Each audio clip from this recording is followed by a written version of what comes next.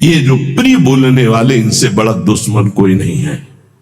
कोई विरला होता है जो प्यार का अर्थ समझता है, अपने प्यारे के सुख में निमग्न रहना। वो तो केवल सच्चिदानंद भगवान ही जानते, दूसरा कोई नहीं। प्रीति की रीति रंगीलो ही जाने, ये संसारी जानेंगे। ये अपने स्वार्थ के बसीभूत, ये अपनी वासनाओं के कीड़े, ये प्रीति को जानेंगे, ये प्रेम को जानेंगे। तुम्हारे हृदय को छलनी कर देंगे। अगर हम बात नहीं मानोगे तो बाद में पछताओगे। हे सिंहवत जीना सीखो, सियारवत अगर जीवन जीना है तो इनके अनर्थ वचनों में लग जाओ।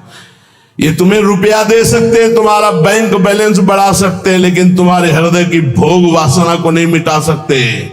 और भोग वासना नहीं मिटी तो चक्रवर्ती सम्राट भी एक महान दरिद्र है, क्योंकि उसके अंदर असंतोष है, भोगों की आशा है। और फिकर फारी फकनी करे ताको नाम फकीर। कोई चिंता नहीं, कोई परवाह नहीं, इससे बड़ी कोई स्थिति नहीं होती। वही तुम्हें गुरुदेव देना चाहते हैं। इसलिए स्वीया सर्वे जिघांस्यत्यः पौमृषा स्नेह पाशैर निबद्ध। ये जो आपको भगवत प्राप्ति में रुचि नहीं उत्पन्न हो पा रही, भजन में अधिक लगन नहीं हो पा रही है, उसका कारण है तुम्हारी देह प्रियता और तुम्हारे देह संबंधियों की प्रियता। बड़ा सुख मिलता है हृदय को जब देखना है हृदय में, ये कौन है, ये अमुक है, ये अमुक है, रिश्ते नाते, ऐसा जब देखते हो तो कैसा लगता है। और जब प्रियाजू की बात होती तो कैसा लगता है। क्या प्रियाजू किसी रिश्तेदार जैसा सुख, किसी नातेदार जैसा सुख प्रियाजू से मिलता है क्या? और जबकि सच्चा रिश्ता नाता केवल प्रियाजू से। प्रियालाल पराये लगते हैं और ये मौसी मौसा फूफा फूफी फू जो माया में उड़ जाने वाले हैं, ये संबंध ऐसे घने लगते हैं। असली रिश्ता इतना छोटा, इतना इतना कमजोर, और नकली रिश्ता इतना जोर का कि असली रिश्ता फीका पड़ जाए। यही तो बात होती है, यही तो परीक्षा होती है तुम्हारी कि तुम्हारा प्रिय कौन है, गुरुदेव, इष्टदेव या संबंधी। बस राधे श्याम, आप इस समय तो नहीं मिल सकता है, हमारे वाणी पाठ का समय यदि आपको मिलना है तो आप हम समय देंगे, फिर आप आइए। कौन सा ऐसा दृढ़ संबंध जो हमारे प्रिया प्रीतम से भी श्रेष्ठ हो? प्रवचन खूब सुन रहे हैं, परिवर्तन बिल्कुल 100 में 1% नहीं है। रिश्ते नाते का संबंध, देह का संबंध ये नहीं। उन्मत्तवाचः प्रायः परिमुषिद्धियो मायया अनर्थ बीजम। नहीं समझ पा रहे, नहीं समझ पा रहे। ये संबंधी, मित्र, रिश्ते नाते जो शब्द है उसको उन्मत्त, उन्मत्त कहते पागलों के वचन। पागलों के वचन नहीं सुनने चाहिए। कैसे पागल? मोह मदिरा का पान किए हुए लोग हैं। मोह मदिरा ये केवल धाम है वृंदावन, इसलिए कोई जान पाया कि हम जिंदा हैं कि नहीं। नहीं, पीछे कोई जान नहीं पाया कि जीवित है कि नहीं है, मृत्युलोक में है भी कि नहीं है, कभी नहीं। उन्मत्त प्रायः वाचः परिमुषितो धियो माया अनर्थ बीजम।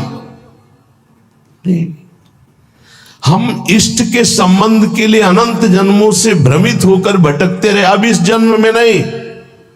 दबाव, रिश्ते का दबाव, परिवार का दबाव, संबंध का दबाव, तो भगवत संबंध कहां रहा?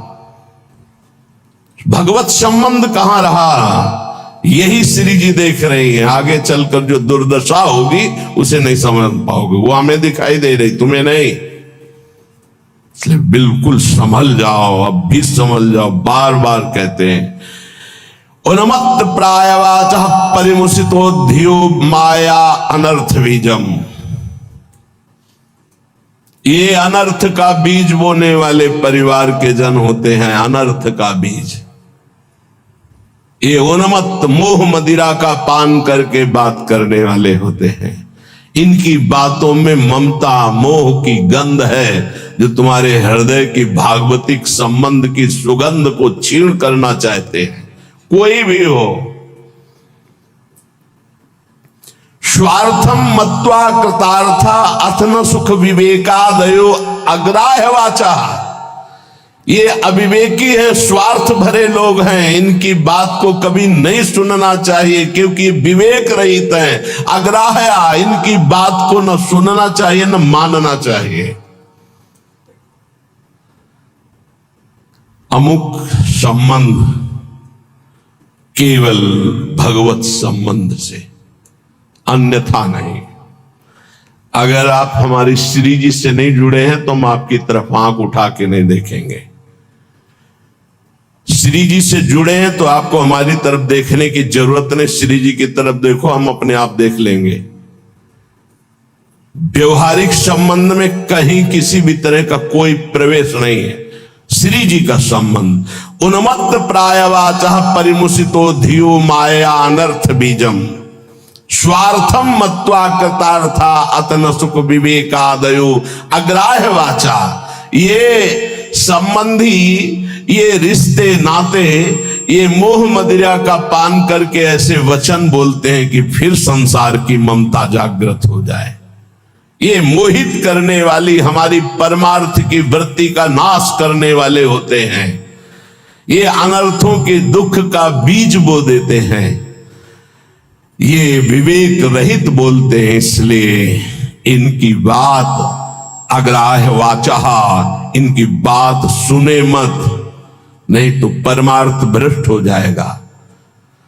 बहुत सुंदर, किसी किसी के परिवार के जन, कल एक हमारी श्री जी की सेवा में रहते हैं उपासक, उनकी माई, तो उन्होंने कहा कि जब हम बेटे से बात करने के लिए यहां निवेदन किया और बेटा मिला, तो उसने मुंह फेर करके कहा कि अगर आप हमारी मां हो तो दोबारा हमसे मिलना मत।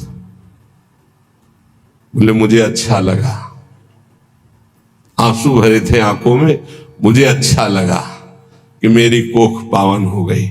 और आज से मैंने भी निर्णय लिया है कि मैं कभी सामने नहीं जाऊंगी और आशीर्वाद दूंगी कि वो नित्य निरंतर श्री जी की सेवा में आपकी आज्ञा में रहे। उनका धन्य है तू मां, तू धन्य है।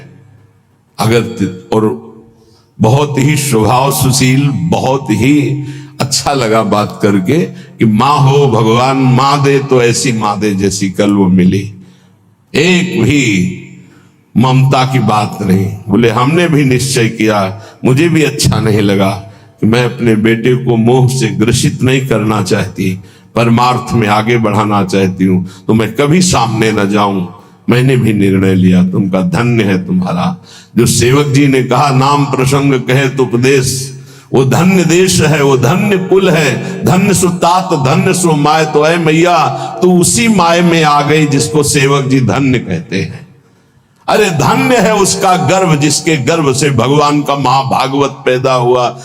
और तो सब न जाने कैसे कैसे संतानें उत्पन्न होती हैं और वो भगवान से विमुख नाना प्रकार के आचरण करके अपने आप को दुर्गति और माता पिता देख देख कर जलते रहते हैं। ये बात बहुत ध्यान से समझ लो जो ये श्लोक कह रहे हैं।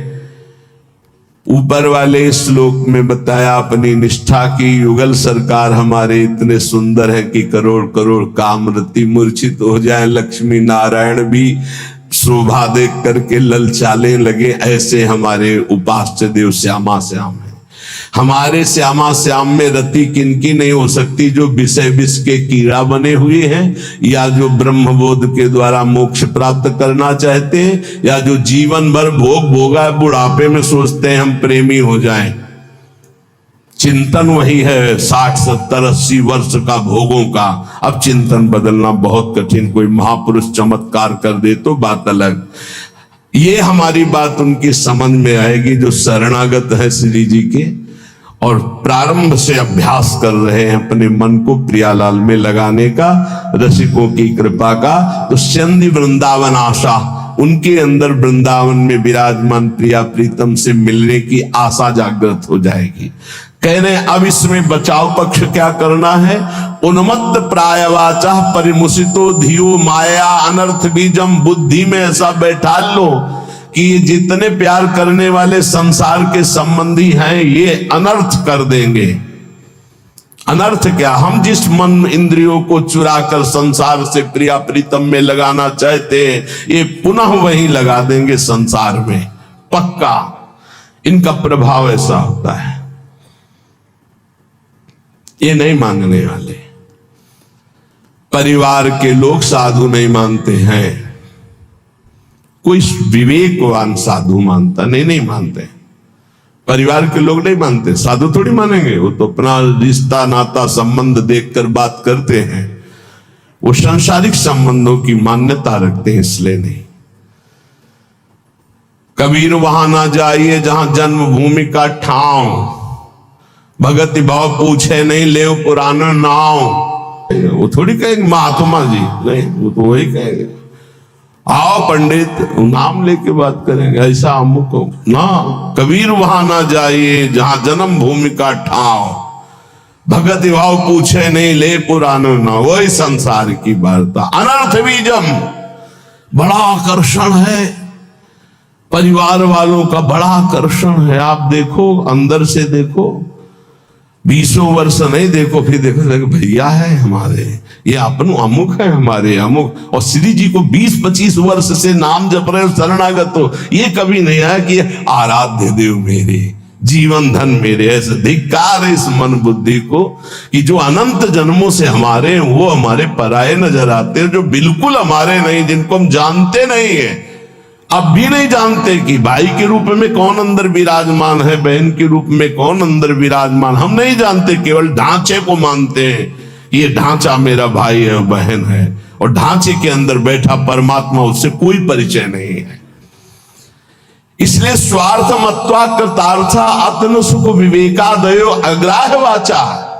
है विवेकी साधक, ये परिवार के जन विवेक युक्त नहीं बोलते, इनके मोह मदिरा से उन्मत्त प्रायः भरे वचन होते हैं, इनके वचनों को नहीं सुनना चाहिए। अग्राह्य वाचा, इनकी वाणी को ग्राह्य नहीं है, अग्राह्य है। स्वीया सर्वे जिघान संत्य बहुमृषा स्नेह पाशर निबद्ध, ये झूठी झूठी बातें बोल करके केवल स्नेह पास में बंधा लेते हैं, और ऐसे बांध लेते हैं कि छूटना मुश्किल हो जाता है। महापुरुषों का आश्रय लेने से एक बात ध्यान रखना, एक अद्भुत उमगन जागृत होती, उस उमगन को तपस्या के द्वारा संभाला जाता है, नहीं गिरा देगी। अब ये कोई कैसे समझ पाएगा कि महापुरुषों की कृपा से जो आनंद की उमगन होती है, अगर उसको तप के द्वारा न रोका गया तो गिरा देगी, पक्का गिरा देगी। ये बड़ी सूक्ष्म बात है, सबको समझ में नहीं आएगी कि महापुरुषों के संग की कृपा उसको गिरा कैसे देगी। भगवदानंद की जब अनुभूति हो तो उदासीनता बाहर इतनी हो जानी चाहिए कि तुम्हें देखना कोई पसंद न करे। ध्यान रखना, यह अनुभव की बात कह रहा हूं। जब आनंद की उमगन हो, भगवदानंद, तो एकदम उदासीन हो जाना, मन बहिर्मुख बिल्कुल न होने पावे, किसी से अपनापन न होने पाए, तो वो भूमिका बदल देगा। महापुरुषों के संग से बिना साधन के भी आनंद की उमगन होती है। उस आनंद की उमगन को बिल्कुल वैराग्य और तप के द्वारा सहा जाता है, तब वो जाके महानता को प्राप्त हो, वो समझ नहीं पाए। तो यहां ये कह रहे हैं उन्मत्त प्रायवाचा परिमुसितो धियो माया अनर्थ बीजम। ये जो कह रहे हैं इसको बात समझ लो, यही तुम्हारे जीवन का पतन कर देगी, चाहे गृहस्थी में चाहे विरक्ति में हो। इस बात को अच्छे से समझना। उन्मत्त प्रायः वाचा परिमुसितो धिया माया अनर्थ बीजम। एक बार जब परिवार के जन सामने हो और तुम उनमें भगवत भाव प्रणाम करके अपनी भाषा बोलना वैराग्य की, फिर देखना तुमसे कौन प्यार करता है। तुम उनकी भाषा में मत आ जाना, अपनी भाषा में बोलना जो साधु की भाषा होती, फिर तुम्हें असलियत में समझ में आएगा कि कौन प्यार करता है, कोई नहीं। जब तुम उनकी भाषा बोलते हो तब बात, अपनी भाषा में सदैव हो भक्त, अपनी भाषा में। ये जीवन अब ऐसा दांव नहीं हमें चूकना कि इस जन्म में मुझे भगवत प्राप्ति न हो। ये बहुत अंदर की बात समझ लेना। उन्मत्त प्राय वाचा परिमुसितो धियो माया अनर्थ बीजम, बिल्कुल 100% अगर पारिवारिक मोह के जाल में फंस गया, चाहे गृहस्थ हो चाहे विरक्त हो, निकल नहीं सकता, इतना बड़ा जाल है। स्वार्थम मत्वा कृतार्था अतन सुख विवेकादयो अग्राह्य वाचा। कैसे तुम्हें बताए, बाहर थप्पड़ लगता है तो उसके लिए औषधियां होती, लेकिन जब हृदय की मार होती तब कोई औषधि नहीं होती। इसलिए आपसे प्रार्थना कह रहे हैं, अब भी संभल जाओ, अब भी संभल जाओ। तुम्हारा वैराग्य स्वरूप है तो तुम लोग अपने वैराग्य की इज्जत की रक्षा करो। समझ में आना चाहिए कि वैरागी का स्वरूप क्या होता है। परिवार वालों को, संसार को भी समझ में आना चाहिए। आपका अपने ठाकुर सेवा, अपनी भगवत सेवा, अपने दिनचर्या इतना महत्व हो कि सामने वाला 1 घंटे दरवाजे पे खड़ा रहे और सोचे कि क्या इनकी भागवतिक रति है। ऐसे संकेत में श्री जी आपको समझा रही हैं। स्वार्थम मत्वा कृतार्था अथन सुख विवेकादयो अग्राह्य वाचा। ये विवेक रहित बोलने वाले संसार के अग्राह्य वाचा, ये नाशवान शरीरों का संबंध तुम्हें अविनाशी बना देगा, तुम्हारा साथ देगा। ये मरण धर्मा शरीर है, अविनाशी परमात्मा की शरण छोड़कर इनके इंद्रियों की गुलामी के लिए किसी व्यक्ति वस्तु का आश्रय धिक्कार है जीवन। हम कामी है, क्रोधी है, लोभी है, लेकिन श्री जी लालजू को छोड़ दें ऐसा तो हो ही नहीं सकता। इतना तो रख लो, इतना तो रख लो, हमारी बात तो समझो। हम नीचता नहीं छोड़ सकते तो श्री जी को कैसे छोड़ सकते। हम नीच है मानते हैं, हम पतित है मानते हैं, लेकिन हम आपको नहीं छोड़ सकते। हमारा स्वभाव नहीं छोड़ सकना, हम नीचता नहीं छोड़ सके, काम नहीं छोड़ सके, तो नाथ आपको कैसे छोड़ सकते हैं। अब आपके गले पड़ गए। अगर हम कामी हैं तो आपके हैं, पतित हैं तो आपके, आपको नहीं छोड़। इतना तो पकड़ लो यार, इतना तो पकड़ लो। हम संसार को पकड़े हुए हैं, माना नहीं छोड़ पा रहे, लेकिन हे संसार के स्वामी, हम आपको भी नहीं छोड़ पाएंगे।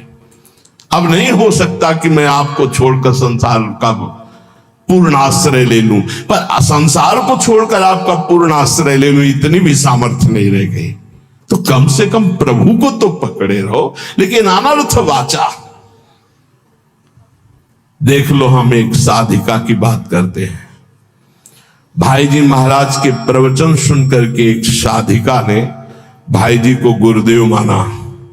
कभी नहीं देखा था, केवल कल्याण पत्रिका पढ़ी और भाई जी के वचन पढ़े और गुरुदेव माना।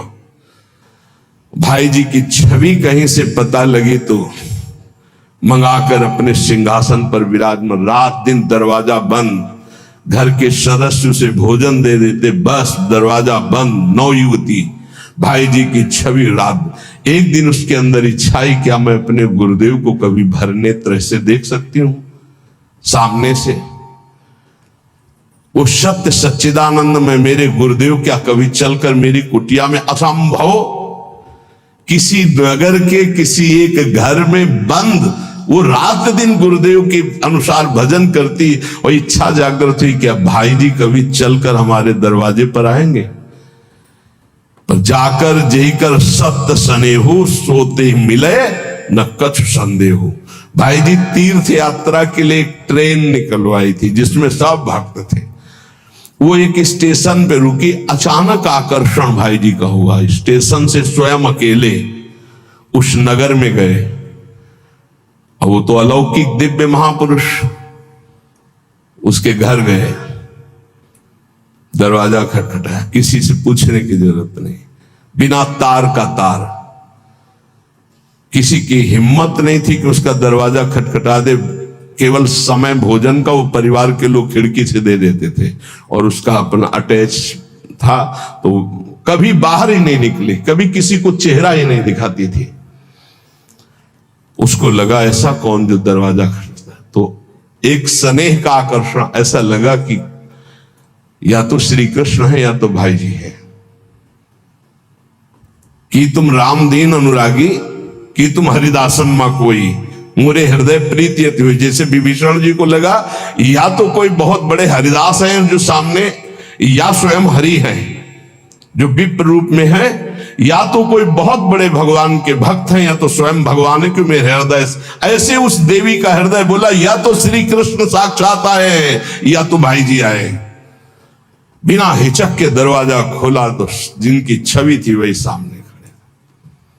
अब सोचो, जो वर्षों से साधना करके केवल एक बात चाह रही कि एक बार मेरे गुरुदेव चल करके मेरे को, क्योंकि मैं तो नहीं पहुंच सकती, मेरी सामर्थ्य नहीं, एक बार वो आज जे देखा चश्मा लगा, धोती कुर्ता ऐसे। अब वहां नेत्रों से बात होती, बोलने की हिम्मत नहीं रही। अंदर गए, दरवाजा बंद, रो पड़ी चरणों में। भाई जी ने कहा कि श्री कृष्ण की अपार कृपा आप पर है। कहा बस अब मुझे और कोई श्री कृष्ण नहीं चाहिए, हो गया। मेरी आखिरी इच्छा थी कि गुरुदेव एक बार मुझे साक्षात दर्शन दें। थोड़ी देर में उसने कहा मेरी एक प्रार्थना है, अब आप दोबारा कभी यहां बताइएगा। भाई जी ने कहा ऐसा क्यों कहा? बोले आप जब आओगे तो अब हजारों लोग आएंगे और मैं ये नहीं जानती कि आप भी अब जान पावे कि मैं आपको कितना प्यार करती हूं। ये जीवन सिर्फ आपके लिए है और आपके लिए होते हुए भी आप भी न जान पाए कि मैं आपको कितना प्यार करती हूँ। बस जैसे अभी तक थी वैसे ही रहना चाहती हूँ, अब दोबारा कभी भाई।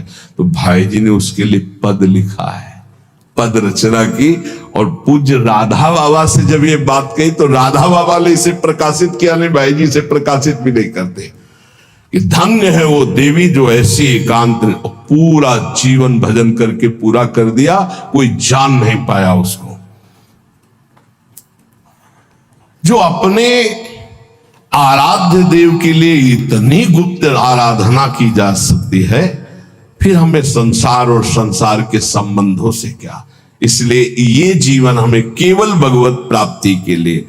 स्वीया सर्वे जिघांस्यन्त्यः बहुमृषा स्नेह पाशैर् निबद्ध। ये स्वजनगण अत्यंत झूठे स्नेह पास में बांध करके तुम्हें मार देंगे। जिघांस्या तुम्हें मार देंगे। मान लो कैसे मारा जाता है, ये तुम नहीं जान पाते हो। माया बहुत विचित्र है, बहुत विचित्र है, ये देखा है। इसलिए प्रार्थना है बहुत सावधान, बहुत सावधान। परिवार के लोग अच्छा समझते हैं, जब आप भोगों को स्वीकार करेंगे, भोगों में उतरेंगे, रिश्ते नातेदारों में उतरें, उनको बहुत अच्छा लगेगा।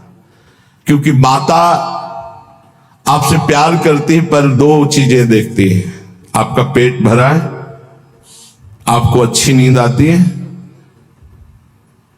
आपकी भोग सामग्री पर्याप्त है, बस इतनी उसकी ममता की वृत्ति, इसके आगे वृत्ति नहीं। और गुरु एक बात देखता है, तुम्हारा देह राग कम हो रहा है, तुम्हारा देहाभिमान नष्ट हो रहा है, तुम्हारा भोगों से राग कम हो रहा है, तुम तपस्या में आगे बढ़ रहे हो, तुम जितेंद्री हो रहे हो, तुम्हें भोग कोई प्रिय नहीं लग रहा, धन्यवाद, चलो आगे। गुरु स्वरूप में स्थित करता है, माता पिता देहाभिमान में पुष्ट करते हैं। इसलिए बहुत होश में स्वीया सर्वे जिघांस्यन्त्या बहुमृषा स्नेह पाशैर् निबद्ध है। श्री वृंदारण्यायः महामहित समाजात कदा निश्चितस्त्वाम। हे भाई, वृंदावन में केवल रसिक समाज को अपना समझो, उनको पाकर आश्रित हो जाओ, और सब अनिष्टकारी समाज है, अनिष्टकारी। कोई तुम्हारा इष्ट प्राप्ति में सहयोगी नहीं है, सब इष्ट में बाधक हैं, इष्ट में बाधा पहुंचाने वाले, और कोई नहीं। एक बात अच्छे से समझ लो, अगर हमारी कहीं दुर्गति होती है तो देह और देह संबंधी भोग और देह संबंधी रिश्ते नाते यही दुर्गति का कारण बनते हैं। इसलिए हे उपासक, अपने ऊपर कृपा करो, अपनी दिनचर्या अपने इष्ट के बराबर किसी को मत मानो। इष्ट और इष्ट की दिनचर्या तुम्हारी इतनी प्रवीण, इतनी सुदृढ़ होनी चाहिए कि हम समय देंगे तुम्हें मिलने के लिए। हमारी रुचि होगी तो तुम्हारे समय में हम अपने समय को बर्बाद नहीं करने, लेकिन समय बर्बाद पहले ही कर रहे, उनके समय का महत्व क्या रहा। साधक चाहे गृहस्थ हो या विरक्त हो, उसकी दिनचर्या भगवान है और उस पर ध्यान दिया जाए, उस पर दृष्टि दी जाए। चाहे जितनी जैसी शरीर की परिस्थिति हो, यदि दिनचर्या को भगवान माना है तो वो भगवान अदीप सामर्थ्य देते हैं, वो दिनचर्या होती है। ये बात हमारी प्रार्थना मान लो, ये दिनचर्या तुम्हारी भगवान है, इसे मानो, इसे स्वीकार करो। पर नहीं, केवल मन की मनोरंजन वृत्ति पर प्रधानता रखने वाला कैसे उपासना में आगे बढ़ सकता है। इसलिए जो आप सुनते हैं उसका मनन करें। महापुरुषों के वचन अमृत हैं। बाबा, हमें बहुत क्लेश, अंदर जलन होती रहती है, ये कब मिटेगा? घर गृहस्थी के भी कार्य कर रहे हो तो या साधना कर रहे हो तो ये अंदर एक जलन होती रहती, ये कब मिटेगा? बहुत बड़े सिद्ध महापुरुष काशी के श्री हरिहर बाबा जी महाराज, ये कैसे मिटेगा? क्लेश बना रहता है, एक अशांति बनी रहती। सब देखो, कल एक 85 वर्ष के संत भगवान आए, उन्होंने अपना परिचय बताया बहुत ऊंची जगह से सब, और कहा आपके प्रवचन सुन करके आया हूं, ऋषिकेश से आए। कहा कि मैं प्रवचन सुन करके आया हूं, मेरी आखिरी जगह रह गई है, अगर आपने ना कर दिया तो मेरी जिंदगी अब खत्म होने जा रही है, बिल्कुल आखिरी परिणाम है, आप बहुत कृपा करके निर्णय देना, क्योंकि बस आखिरी है, आखिरी भरोसा लेके आया हूं। आंखों में आंसू, रिपुंड लगा हुआ, वेश भगवा धारण की हुई, अवस्था 80 या 85 की। तो अभी एक बार कि आखिरी तो बहुत होश में, तो कहा क्या समस्या क्या है आपकी? तो कहा पूरा जीवन हो गया, तक निश्चय ही नहीं कर पाए हम कि हमको क्या प्राप्त करना है, कैसे प्राप्त करना है। तो ये तो बहुत बड़ा धोखा, अभी तक चित्त का समाधान नहीं हुआ, अभी तक साधन ही नहीं बन पाया, साधने का निर्णय नहीं हो पाया, तो साध्य की प्राप्ति कैसे हो पाई? ये तो बहुत, तो बोले बस यही तो रोना, पूरा जीवन खत्म हो गया। अब बताओ कैसे वस्तु पे? तुम कहा आप तो एक ही बात रह गई है, नाम नाम नाम, निरंतर नाम जप कर। तो बोले यही तो समस्या है, तुमको बस यही समस्या का समाधान है। हमारे सामने निर्णय लो, ये जपोगे ऐसे ऐसे ऐसे ऐसे ऐसे, उसी समय उनके शब्द निकले कि कुछ प्राप्त होगा कि नहीं, इसकी अब कोई परवाह नहीं। इस समय जो शीतलता हो रही, लग रहा मैं निहाल हो गया, ऐसा लगता है मुझे जिंदगी की हर वस्तु मिल गई। यही मेरी बात उनकी समझ में नहीं आएगी जो विषयों के कीड़ा बने हुए हैं। उनको तो बस कोई संत महात्मा भगवान ऐसी कृपा कर दे कि उनको मनमानी भोग भोगने को मिले, बस। जैसे नाली के कीड़ा को अमृत के कुंड में डालो तो तड़पड़ा कर नाली में ही गिरने की कोशिश करे, क्योंकि वो जानता मेरे सुख से मुझे वंचित किया जाता है। शुक्री से कहा प्रहलाद जी ने, बैकुंठ चलो, भगवान बुला रहे। बोले वहां विष्ठा मिलेगा कि नहीं? बोले बैकुंठ में विष्ठा कहां? बोले मुझे नहीं जाना। हमारी हालत ठीक ऐसी शुक्री की तरह है। क्यों? बोले विषय विष्क्रमीणाम, क्योंकि विषयों के कीड़ा बने हुए हैं, इनको यही चाहिए, तो मेरी बात का प्रभाव इनके ऊपर नहीं पड़ेगा। और दूसरा, बोधमात्रात्म भाजांश, जो शुष्क कठोर हृदय के ज्ञानी हैं उनके ऊपर मेरी बात का प्रभाव नहीं पड़ेगा, दो के ऊपर नहीं पड़ेगा। एक जो विषय विष के कीड़ा बने हुए हैं और एक जो मोक्ष सुख के अभिलाषी कठोर हृदय जो ब्रह्म ज्ञान की स्थिति में, वो मेरी बात को नहीं समझेंगे। समय सब है सर्वैक भक्त्याश्रितानां। मेरी बात किनकी समझ में आएगी? बोले एक तीसरा है, उसकी भी समझ में नहीं आएगी। कौन तीसरा? वृद्धावस्था हो गई, जीवन के भोग भोगते हुए अब वो सोचता है कि मेरा कल्याण हो जाए, कोई उपाय ऐसा बता दे। तो बोले मेरी बात समझ में नहीं आएगी कि सब आश्रयों को छोड़कर, सब चिंतनों को छोड़कर श्यामा श्याम के चिंतन में मगन हो जा। वो असमर्थ है, नहीं कर सकता। तीन मेरी बात को नहीं समझ पाए। एक तो घोर विषयी जो विषय का कीड़ा बना हुआ है, एक जो मोक्षाभिलाषी अद्वैत निष्ठा को प्राप्त ब्रह्म ज्ञानी है, तीसरा जो जीवन भर विषय भोगा है, बुढ़ापे में सोच रहा है मेरा कल्याण कैसे होगा। तो अब ये बात हमारे जो प्रिया प्रीतम के प्रेम की उसकी समझ में नहीं आए, क्योंकि जीवन भर मन और इंद्रियों ने अभ्यास भोगों का किया है। तो बुढ़ापा में भोग चिंतन ही होगा, योग चिंतन नहीं होगा। अचानक किसी महापुरुष की कृपा हो जाए तो बात अलग है। बोले अब हम बात करते हैं कि हमारी बात किसको समझ में आएगी? बोले भक्त्याश्रितानां, जिसने भक्ति का आश्रय ले लिया है, हृदय भक्ति युक्त होकर भगवद आश्रित है, उसको ये बताया हुआ मेरा मार्ग रुचिकर लगेगा, रुचिकर लगेगा। क्या कि वै ममल सुखौघम, जितना भी है सब पाप प्रकट करने वाला ही है इंद्रियों का भोग।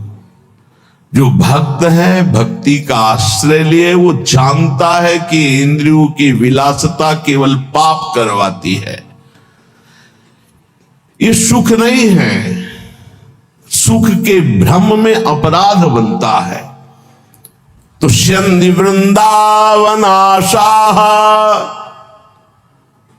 सुख की आशा कहां है? बोले वृंदावन की आशा जिनके हृदय में जागृत हो गई।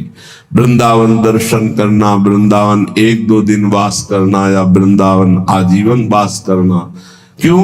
क्योंकि यहां का वायुमंडल ऐसा है जो आपको भक्ति के रंग में रंग देगा।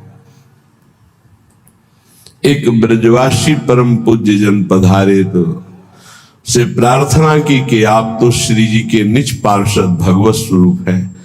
उन्होंने कहा कि आप कहते हैं श्री जी के स्वरूप है, तो मुझे अनुभव क्यों नहीं हो रहा कि मैं श्री जी का पार्षद हूं, श्री जी का स्वरूप हूं?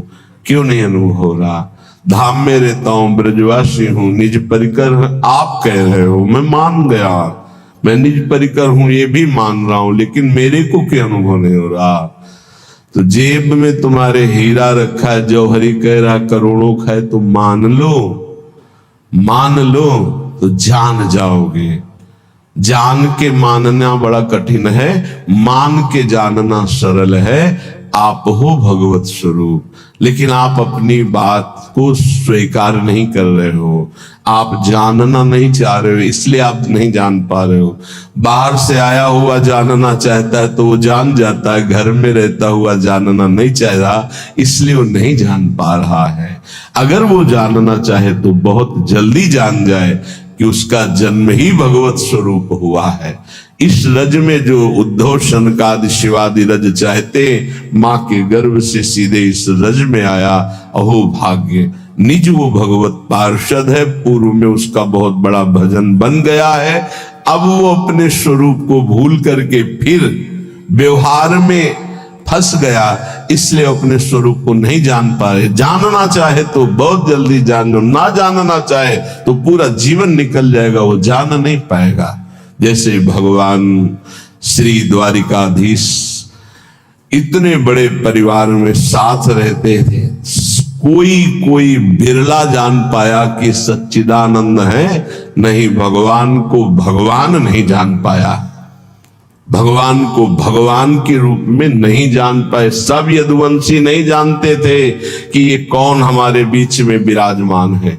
कोई कोई जानता था, बिरला उनमें से कोई जानता था कि साक्षात परब्रह्म परमात्मा द्वारिकाधीश श्री कृष्ण के रूप में विराजमान है। नहीं तो नहीं जान पा रहे थे। संबंध होने पर भी वो नहीं जान पा रहे थे। श्रीपाद कह रहे हैं